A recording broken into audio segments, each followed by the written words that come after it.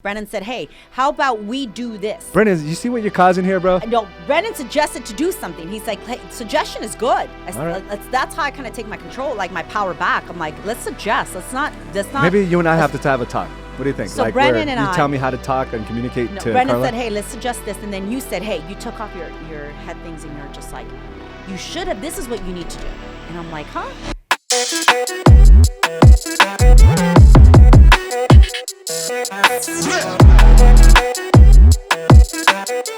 All right, and welcome to another episode of Do the Work podcast, and today's topic is manipulation. I am your host, AZ Araujo, with the wonderful and beautiful Carla Araujo. What's going on?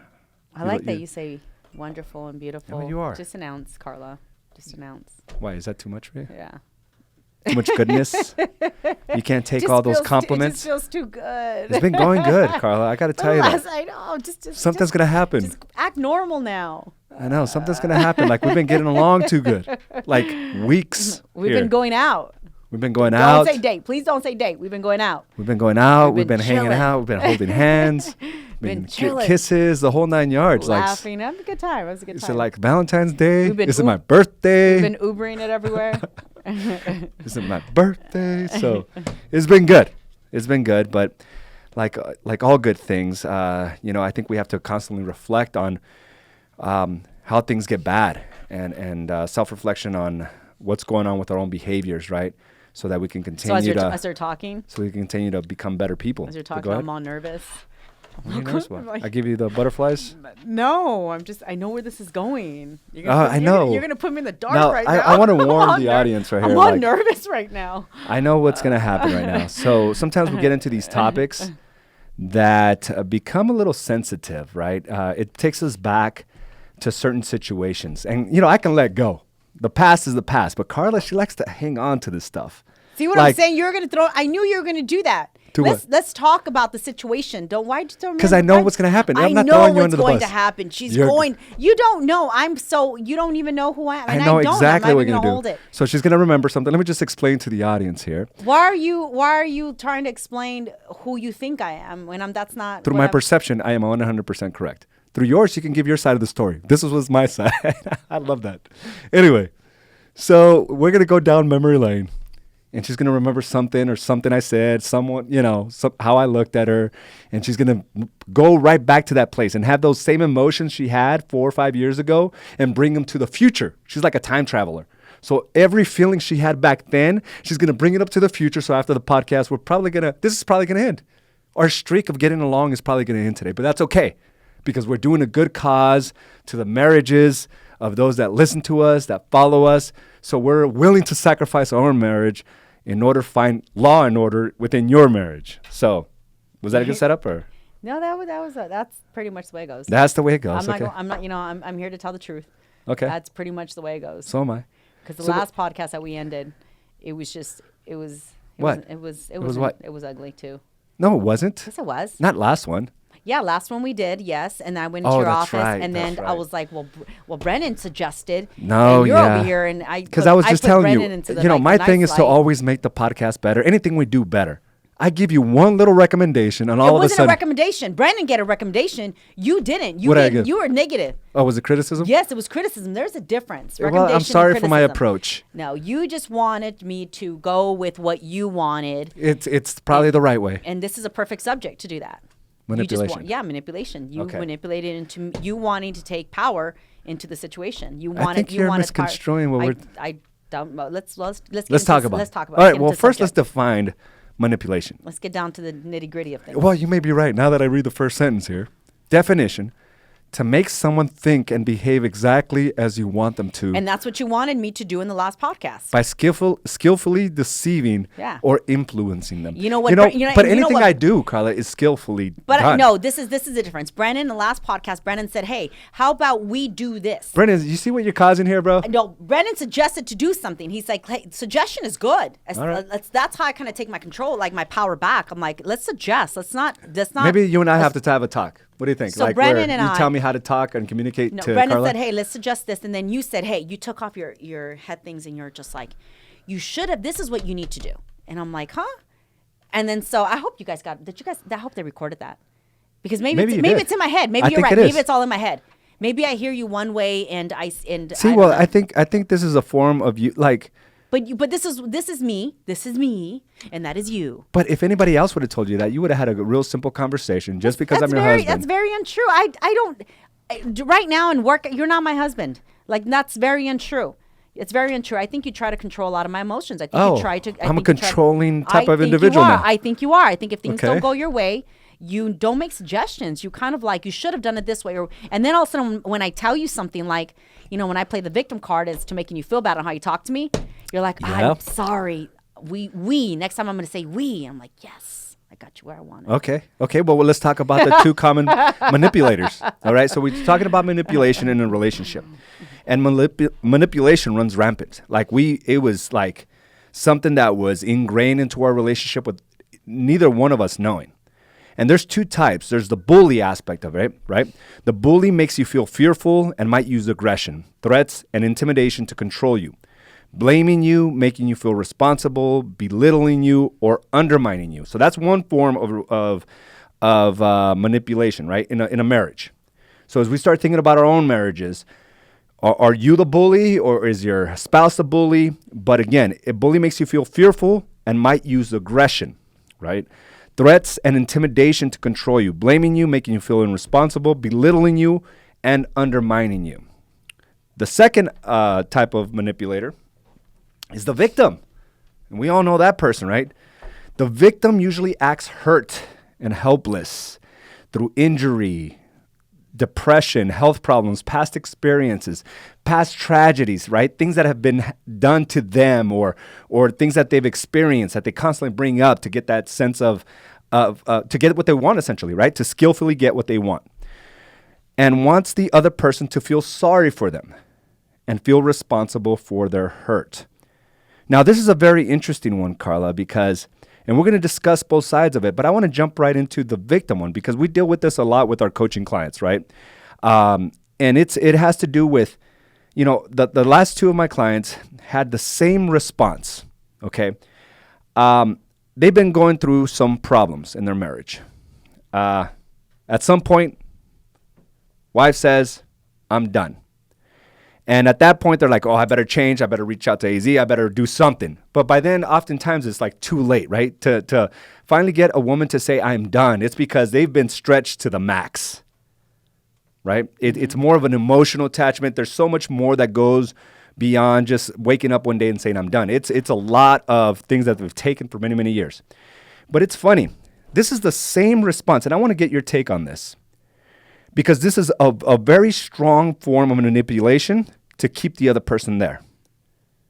They both said the same exact thing when the wife finally declared, I am out. They say stuff like, well, I don't cheat on you. I don't hit you. I don't yell at you. I don't drink. I don't do drugs. Like, you're not supposed to do any of that in a marriage, right? Well, so why do you bring that up as like you're supposed to get some type of accolade for not cheating, for not yelling, for not hitting? And this is a form of manipulation because it now puts them in a victim mindset. Like, you surprised me. I did everything right. Well, if this is everything you're not doing, go beyond that. What else are you not doing? What are the things that have caused this, chaos within the marriage that you're not doing? But all they say is, I don't cheat on you. I don't yell at you. I don't, I support you. I don't do drugs. It's like, what the hell is that? I think it can go both ways too. I'm sure. I think I'm just saying from my perspective, from the two men that I just spoke to. Right. And on the women's side, I think it can go the same way. I mean, always making feel the other person, playing the victim card or whatever, that other person as to what they're not doing. Right. I cook and clean for you. I take care of you. And, I can't believe you did all this to me. And, being, I don't know, having an affair or whatever the case may be.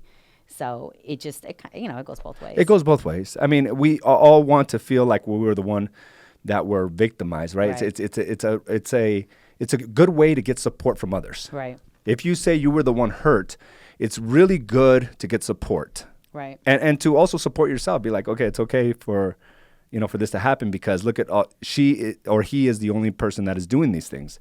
But I think that we have to think about this kind of stuff, right? Like when our spouse brings up a point of what they would like in a relationship, we can't go to a lowest form of heaven saying simply, I I don't cheat on you. I don't yell at you. It's like, well, what else are you not doing? Are you connecting?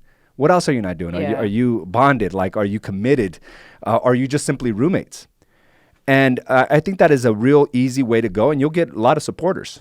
Yeah. You could tell your family that all day long and be like, oh, this person's the villain because, yeah, you're right. He never cheated on you. That's not all that there is to a marriage. Right? But that's a form of manipulation. And there's a lot of women that are going through this right now where they want to leave a marriage, and vice versa, men, where they want to leave a marriage and they go to this whole feel sorry for me so they can stay there. So what is your question? So no, it was just more of a, like, there's a lot of that in a relationship, the victim aspect of it. I don't think you realize that you go into that playing the victim or the manipulator. I don't think you realize it can be one or the other, whatever. But so how are we, what are you stating this in the sense of so what my whole thing is, like, I think we all need to be aware of where this is happening. Right? But what if you're not? That's the whole point of this, is to realize, like, where are we falling at? Right. Because we've done this in our relationship. How do you know you're being the victim or manipulating the other person? Well, here's the thing. Like, how did we find out? Because we just had a long discussion about this, about how it happened for so many years, where I was the bully, right? Yeah. I was constantly, like, blaming things on you, especially as we went through our financial devastation. I blamed you for everything. I think the relationship goes on a roller coaster because I think you were a bully at one time. You started as a bully. I did. Started as a victim. I was just very overwhelming. And then it kind of switched. I became the bully and you became the victim. Because I felt so bad because of where I put my family, right? And then you not only, you helped fuel that because you said, look at all the things you've done to us and our family. So I kind of came down, but then you turned into that bully where you were constantly, blaming or just reminding me of the things that I did. Right. Because I remember, like, I used to be so gung-ho about entrepreneurship, right? Starting new businesses, starting new opportunities. And I messed up. Yeah. I messed up. You had to go out and fix it. But when you fixed it, you almost had like a chip on your shoulder because it right. You did everything. I just became the bully. You became the bully at some point. Yeah. And I became the victim because I was scared, like, I was going to lose you and this other stuff. So it goes back and forth consistently. Right. And I threw a lot in your face. Every time something, if I didn't want to, I threw a lot in your face. If something didn't go my way, it would be like, well, if we do it your way, everything's going to get messed up. Yeah. And I had a track record. Yeah, you did. So you couldn't prove otherwise because why didn't give you a chance? So you almost stole my and I let myself. And I'm saying you almost stole. I let myself I get it. But, here's the thing. At the bottom line, this is my interpretation, and everyone has different viewpoints. In my perspective, like, in a regular marriage, for the most part, I think men and women consciously or subconsciously agree that the man will lead the household, right? And I think in many aspects, women want men to lead the households. The last thing they want is to handle what they do, plus lead the man to the next steps in the future. Right. And I think there was a chip on your shoulder because I became so weakened by my past mistakes that you had to lead the family, that you had to make all the decisions, that it was hard for me to even get up in the morning. So you had to motivate me to get going, and you almost resented that. I don't know. I have to really go back. Yeah, I did. I mean, I did resent it just because But you weren't willing to give the power back either. No, I didn't want to give it back to you because I was afraid you weren't going to be able to handle it. Yeah, you were like, but if I give this back to you, you're just not going to know what to do with it. Yeah. So I never wanted to give it back to you. And it felt too good. And it felt too good to be in my shoes. Well, the way we would say it is maybe a little vulgar, right? It is a little vulgar. It's like, you had my balls. And I wasn't going to give them back to you. And she would just like twirl around, like, I had them in my purse. Yeah, you had them in your purse. And you would kind of show them to me, and I'd be like, give them back, give them back. You'd be like, nope. That is ridiculous. Nope. But as funny as it sounds, but that's what it was. True. And here's the thing. You don't want them. You don't want them in your purse. You don't want them.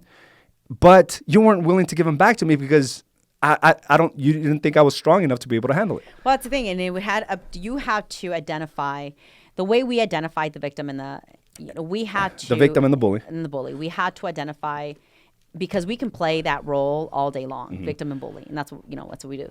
But you have to identify when you're actually playing it or being played. Yes. So in my end of it, I had to stand up for myself. So I had to stand up to the bully, who was you. Yeah. I had to, some of the things that I had done in my end of it was I had to stick to certain rules that I believed that were going to kind of push you off as a bully. I had to stand my ground. You had to stand your ground. So you had a couple points that I'd like to discuss. I had to stop it on your end. I had to stop compromising, right? Right. I did a couple of things. I trusted my judgment. Well, what's the first one? I stopped compromising. Okay, so let's get on that. So when you say I had to stop compromising. And this was me playing the victim and you being the bully. Yeah, but here's the thing. I think that's very important because when you first said that, this is through your own analysis and just kind of going back and figuring out how you became the person you are today. And when you first said stop compromising, I was like, that contradicts because you asked everything. Because he asked me yesterday. You asked me yesterday, what did you do when I bullied you? Yeah. And I said, well, I stopped compromising. Well, how do we stop that from continuing on, right? And even then, yesterday, this was kind of funny because you. And I didn't even know I was bullying her, but anyway. You played that bully part yesterday too. I'm sure. Because you said, "Well, what do you mean stop compromising?" That contradicts everything you said. I'm like, no, hold on. Let me listen to me for a minute. You're like, what you're saying is not making sense. I'm like, but hold on. This is what I have to do. And what I meant by stop compromising. Yeah, and this is what because I was thinking what the general knowledge is.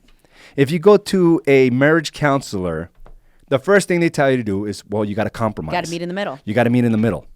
Well, compromise is essentially still having to do things you don't want to do. Right. So that's still a sense of manipulation. Right. So when you said, no, I am not going to compromise, a lot of people would take that, well, you don't want to be married. It's not that. Right. The thing is, you just wanted to be able to do what you wanted to do. So I stopped compromising with you. Like if there were certain situations that I needed to take control in, and I knew I went in with knowing what I want into the conversation with you. So I wasn't going in to tell you my permission or anything to, or to the approval. It was just I was having a conversation with you because, well, you're my best friend. I tell you everything.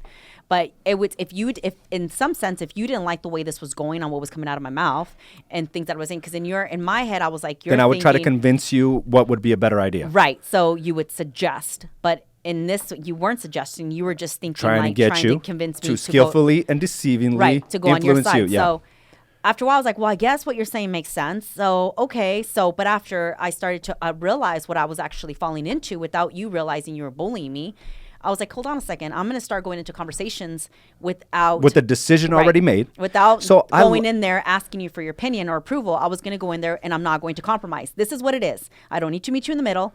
This is what it is. This is my decision as an independent person in a marriage. This is what I'm going with. And that's so huge. And yet it contradicts common knowledge out there, right? What the practices are out there. Is you got to compromise. No, it's like take a stand for yourself. The compromises is what got you to this place to begin with. Right. And I think a lot of times in the past too, it would be like, this is what I'm going in with and I'm not compromising with you. But you would throw something like, okay, who's going to watch the kids? So then I would play manipulation on the victim side. And then I would play the victim and being like, okay, as a victim, I'm like, well, he's right. Who's going to watch my kids? Well, I guess I can't do this. So after a while, I was like, okay, I'm catching on to this. Kids are every time you tell me who's going to watch the kids, that's not even a topic. I'm not even coming in here on who's going to watch the kids. I'm coming into here to tell you what is going to be done, and I'm not compromising. As to the kids, don't worry about them. I got that. I think that happened the first time when you said you were going to start going for your IFBB Pro card, because I knew the type of commitment it was going to take, and I think you said I'm going here. So I saw it in my mind. Oh damn, I'm like not going to see her. So my way to try to get you to rethink that was what about the kids? What about the kids? Dude, I didn't even catch that, but you're right. And then I started going into like, wow, what about the kids? Maybe not. Maybe this is not going to work. So I went into that victim mindset. So I don't know. After a while, it was just like, I'm not compromising. This is what it is. I'll figure it out. I'm not asking you what about the kids. So I guess that's the point number one, right? If you're in a situation where things are not going your way right now and they haven't been going your way, the marriage is not where it should be for years on it. It's like, maybe just stop compromising, and go after what you want. It kind of turns into this too. It's kind of like, okay, well, let's meet in the middle. So you can take 4 hours and then leave me the babies 2 hours and then go back. Compromise, isn't it? That's what I'm trying to tell you. So I stopped doing that because my time was short. It was very, very short, and it didn't always work out that way. So you just figured it out. I just figured it out. I never said, okay, well, can we compromise, AZ? Can you take care of the kids? It's like, no, I never compromised. And what you did, you said, if you're not, I'll just take them with me. I'll take them with me, yeah. And that's exactly. And guess I'll find a way out. I'll find my own way out. And here's the thing. And I knew I was failing as role as a father and a husband. So guess what? I had to rise up through my challenges. But at the same time, though, AZ, this is I had to understand. It's not about you rising or not being there as a dad. Yeah, no, you just knew. I just knew, like, how am I going to this is a decision I got to make, right? I knew it was my fault. I knew that I was going to go in it all hard, right? It's my thing. Yeah. how am I going to go to you? And at that point, I do have to compromise because it's your time. So you said no. Well, I'm not compromising. I don't expect you to compromise. Right. I'm not expecting anything. So I'll take full responsibility. Correct. That's so awesome. Correct. I love that. So I stopped going in there with a compromise. Yes. Because I was like, hey, I'm not compromising with you. I think that's the thing, because when we want to go for our own goals and ambitions, we expect the other person to concede to our actions. I think in the marriage counseling, because I've had clients who've had marriage counseling, so I get that part where you have to go in there and compromise. That's because you're asking the other person for their time. Of course, you have to compromise. In this situation, I wasn't asking you from anything from you. That's why I was like, wait a minute. Because compromise is what got us there to begin with. Right. I'm like, wait a minute. I'm not compromising with you. I'm not asking you. This is what I'm doing. Right. I'm not asking for time of your day. This is just what I'm doing. And I think that's huge. And at first, I'll tell you what, it triggered me. When you said I didn't compromise, I'm like, what are you talking about? But you're right. That's exactly what you did. And although it goes through a mainstream thought process, it is exactly what we need to do to take control of our marriage, especially if it's one that's not working. Right? If you're sacrificing what you want to do for the other person, at some point, it's going to blow up in your face. It's the same thing when I wanted to go all into the business 100%. I didn't come to you and say, oh, so can I come to the office for 4 or 5 hours? Yeah. No, it was just like, hey, this is my business and I'm going to own it. I'm going to run it like a boss. I'm the owner of it. I'm going to go in. So I'm not coming in to compromise and say, okay, 4 hours I'll be at the office. Yeah. What do you want me to do? 2 hours are going to be with the kids. It's like, no, I just had to go and figure out on my own how I was going to figure this out and run, like I normally would. I love it. Okay, so what's another way to be able to get out of the other one is, well, it kind of goes into it with I trusted my judgment. I went in with decisions that I had to make, my personal and business life, without feeling like I had to overthink everything. So I trusted everything that I would think in my mind, and I kind of already knew. As opposed to questioning and asking again, hey, do you think this is a good idea? So I trusted my judgment. Yeah. So I trusted my judgment. I didn't allow you to manipulate me into thinking something else that would work for you. Well, I think that's a lot of us do, right? If we're so certain about something, yet we approach it like, hey, what do you think about this? And if we don't get our way, we shut down completely. But if we go in whatever conversation with conviction, regardless of what the other person says, it's going to happen. If I would come and ask you for a certain opinion, I don't know what's going on in your head. Well, all of a sudden you put me in an authoritative position. Right. Because you're asking, it's kind of like when a student asks a teacher, who's in the authority there, right? So that's exactly it. So when you come and ask me, all of a sudden you're like, we're level? Okay, I'm going to ask you, hey, what do you think? All of a sudden you putting me in an authority position, and I'm embracing that. Well, that's not the only thing though. But I just had to trust my decisions without feeling, because again, if I'm asking you for permission, let's say, because that was my next one, stop asking for permission. Yeah. So if I went into the conversation with you as to some of the things I was going to do, if I go in with it, I don't know what's going on in your head, into the sense like, do I got a lot going on this year? Do I got a lot going on this month? So based on what is going on in your mind and in your life, it's going to be the answer to my question. Does that make sense? Yes. So, and I don't know, and come on, I live with you. I'm married to you. We know our spouses, but we really don't know what's going deep in their brain as to like, man, if Carla does all this, it's going to leave me having to take full responsibility of all these things. And I got a busy year. I got a lot going on.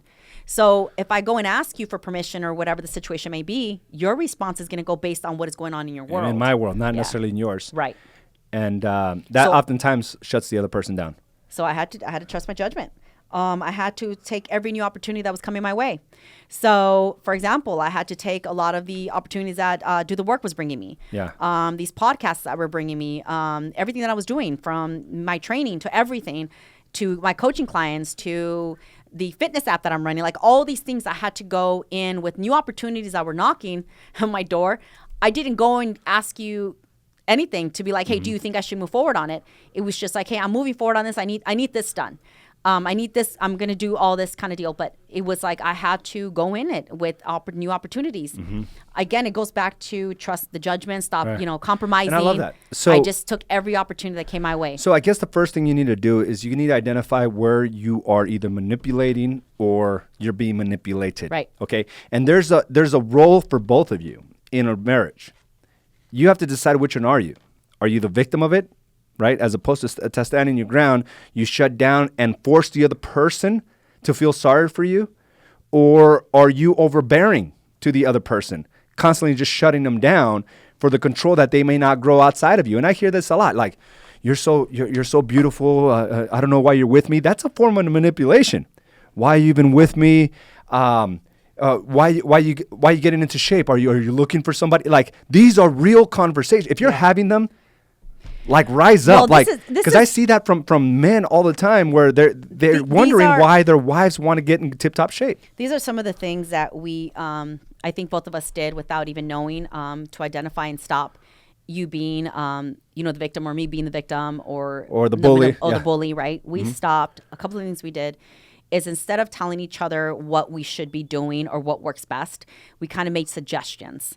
It was more of a suggestion-based conversations, without making the other person feel that a suggestion is based on that person. Does that make sense? It was like there were just moments, they're just suggestions. They weren't like, you need to do it. So we didn't make the other person feel. Yeah, but it's still an opinion. I mean, either way, you can change what a suggestion means by saying it's an opinion. But it's the way it's stated. It comes down to, it doesn't matter. I think it comes down to the conviction of the person in that place. It doesn't matter how I approach you.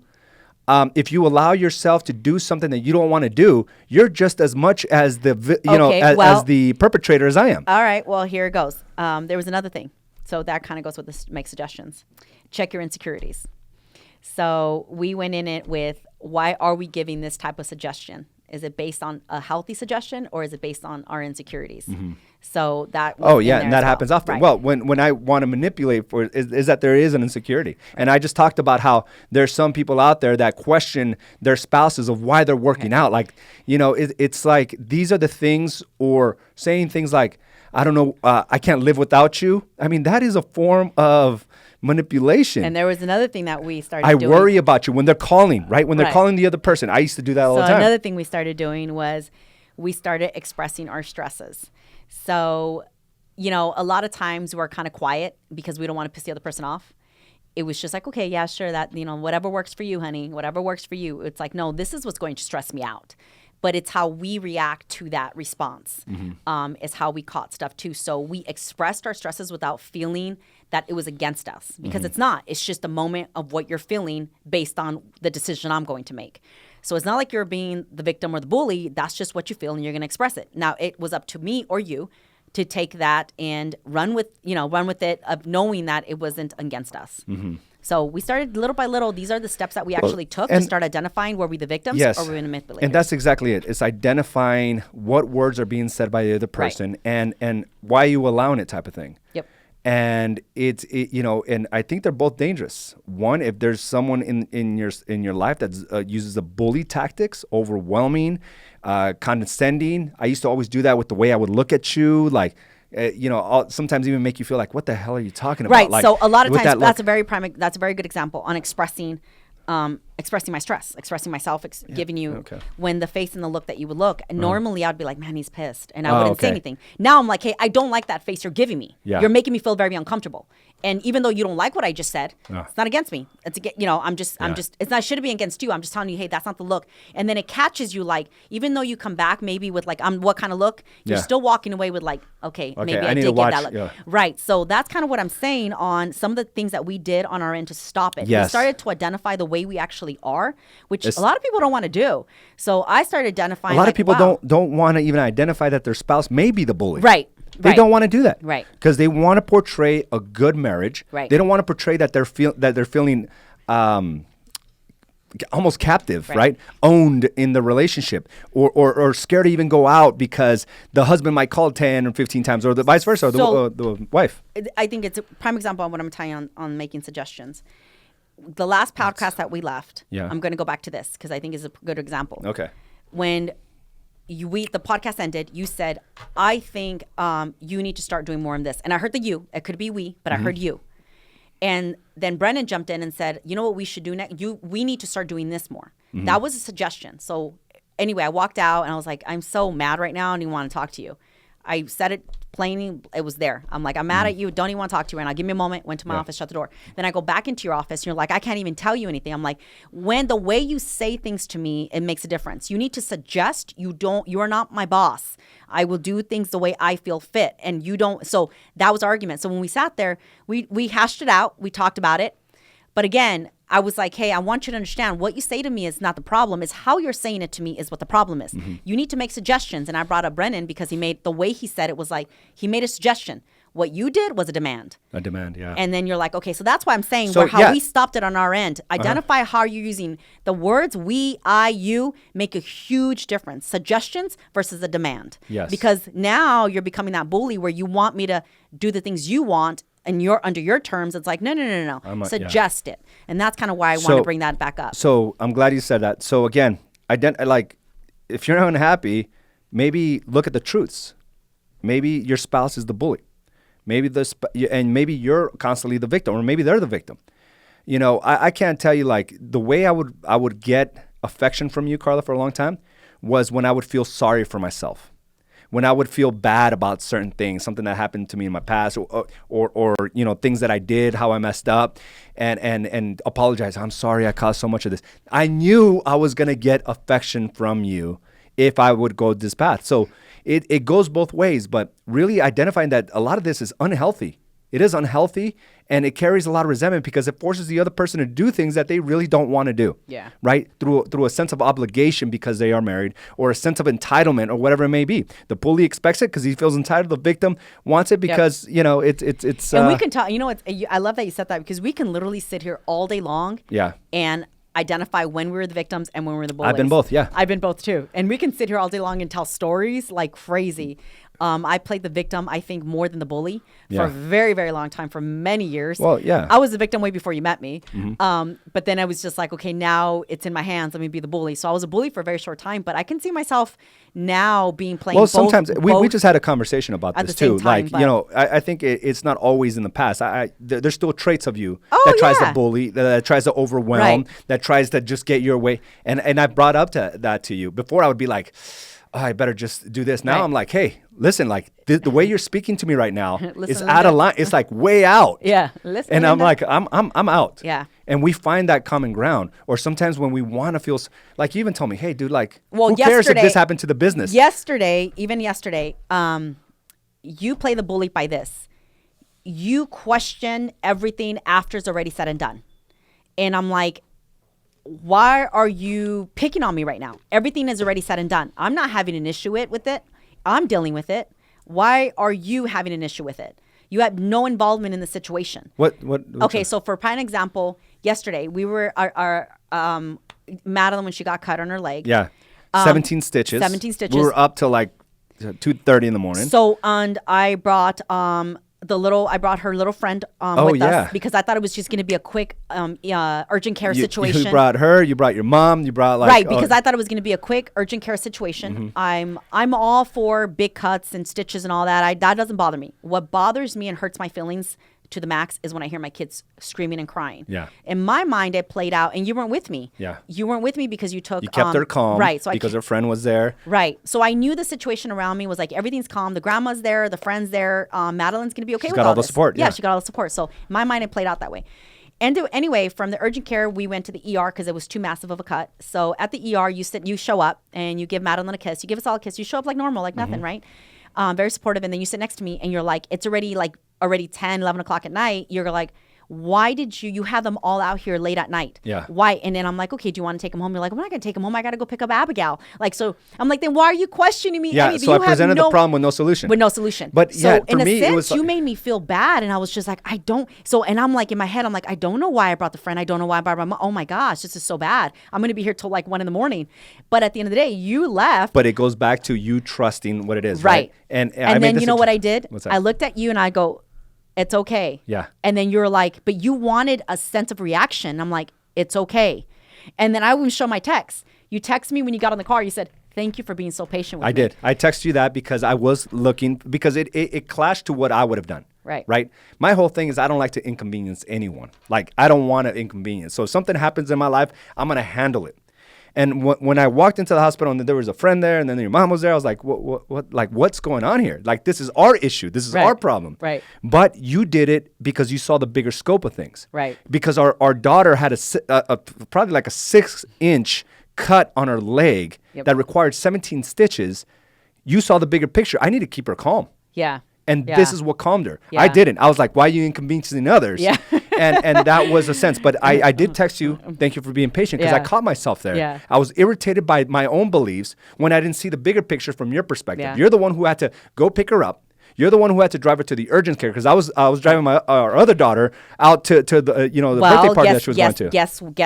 Guess where this came in too, and for a moment there I was like, you're not here. You're gonna go home. Yeah. I'm gonna be here by myself. Yeah. So guess where that part came in. Let's go ahead and turn on the AC. It's getting a little warm in here. Yeah, so that part kind of came in. So we were playing those roles. We play, and that's the whole thing about the victim and the bully. You play them all day long, and you don't even know you're playing them. You just got to stop it. But it's stopping it. It's stopping it because this could carry on for years, like it did on our marriage, where you didn't have a voice, where you were too scared to stand up, where you didn't trust yourself because as the bully, I was constantly putting you down, belittling you, overwhelming you, questioning you, looking at you like you don't know what the hell you're doing. And in the flip side, you were constantly trying to mitigate that by acting more hurt, falling into a depression, getting anxiety and panic attacks, and that would stop me from doing those things. That's not functional, right? It wasn't functional the way we would act and react.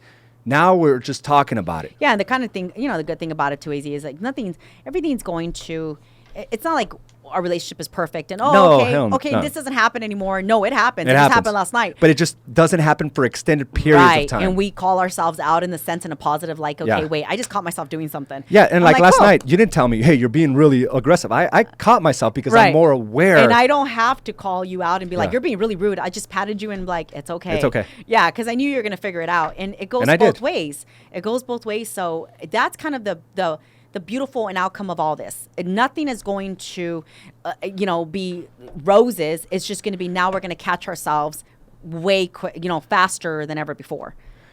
And let's go back to, again, if you're in a situation, and I'm going to tell you this right now. If you're unhappy in your marriage, this is what's happening. You're either being bullied or you're being the victim in this whole situation. And the way to stop that is not expecting the other person to change because it's not going to happen. It's putting that responsibility solely on you. And I love what you said. Stop compromising. You've been compromising this entire time, and that's why you're in the mess you are in. That's why we were in the mess we were in, because we were constantly just compromising and doing things we don't want to do, not doing things because the other person might get, hurt or offended. Trust your judgment. These are all very good points, Carla. Trust your judgment. You've made it this far in life, with or without the opinions of others. If the other person wasn't in your life, and I love this because you suggest this to your clients all the time. If the other person wasn't around, you would figure it out. Mm-hmm. But somehow when we're in a relationship, we can't figure anything out. Yeah, we get comfortable. We're lost. We're like, I don't know what to do. It's like, what the hell? Yeah, you get comfortable and stop asking permission. Like, come into this like an independent party. And marriage is not to be codependent or interdependent on each other. It's to be two independents coming together for common goals. So when you start asking permission, you're putting the other person in an authoritative state, in a bully state, right? To be bullied and you to become that victim. So again, that other person doesn't even know that they're doing it. They don't. I didn't know that. Yeah, they don't know. I didn't know that. And I didn't know I was playing the victim. Yeah. And I didn't even know I was playing the bully. Because all your decisions will be based on what I thought about it. It's funny. I remember a couple of years back. I don't mean to interrupt you, but a couple of years back, you even told me we had a huge argument. You said, "You're bullying me." I'm like, that sounds so ridiculous. What do you mean I'm bullying you? Yeah. Like, how old are you? In reality, I was. Yep. But it just sounded so ridiculous. And because it's coming from, because you're like half my size. I even belittled, yes. And it sounded so ridiculous. I even belittled you then. Women bully guys all the time. Because. Have the balls in their hands and their purse. I agree. And like, you want to? Oh, no, I'm not giving it to you. For a very long time, I'm like, what do you mean bullying? And the reality was I was. Yeah. But because, it just seemed in my head was so ridiculous. Like, you're a man. What do you mean I'm bullying you? Yep. And what was the last one? Take opportunities or? Oh, take new opportunities. Take new opportunities. Like, don't concede to what your goals and ambitions are. If you see opportunities, take them. I mean, here's the thing: the statistics are pretty nasty of what marriages are going to be. Odds are it's 50. It's like 50-50, and some studies say more 60. A lot of times, kind of want to give a quick example. When we started the Coaching Do the Work, a lot of me was going to be out there. And it would be one thing if I went to you and said, hey, a lot of me is going to be out there, and then you're going to come back to me and say, well, you're going to embarrass us both. Your story is my story. I'm married to you. And it was like, this is not a permission thing. I'm going to go all in with my life on taking this opportunity that has opened up for me.